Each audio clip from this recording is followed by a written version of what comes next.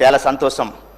ఈరోజు ఎన్నో ఏండ్ల తర్వాత ఆశ్రమ పాఠశాలలలో అదేవిధంగా వసతి గృహాలలో మరి డైట్ ఛార్జ్ పెంచడం అనేది నా ఆదివాసీ గిరిజన విద్యార్థులందరూ కూడా చాలా హర్షం వ్యక్తం చేస్తూ ఉన్నారు. దానిలో భాగంగా మీరు ఒక పర్మిషన్ ఇస్తే ఒక 2 లైన్లు చిన్న పాట పాడాలనుకుంటున్నాను అధ్యక్ష. ధన్యవాదాలు అధ్యక్ష.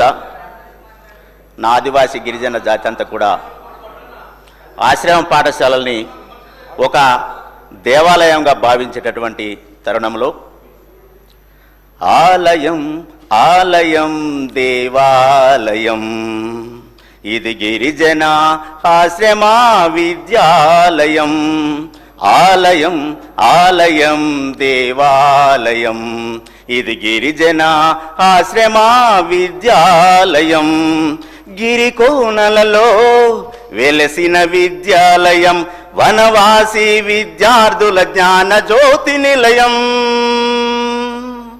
గిరికోనలలో వెలసిన విద్యాలయం వనవాసి విద్యార్థుల జ్ఞాన జ్యోతి నిలయం. ఎల్లలు లేని విద్యార్థికి కన్న తల్లి, ఎల్లలు లేని విద్యార్థికి కన్న తల్లి, కల్లలు ఎరుగని గిరిజన విద్యాలయం. కల్లలు ఎరుగని గిరిజన విద్యాలయం. ఆలయం ఆలయం దేవాలయం ఇది గిరిజన ఆశ్రమ విద్యాలయం. ధన్యవాదాలు అధ్యక్ష.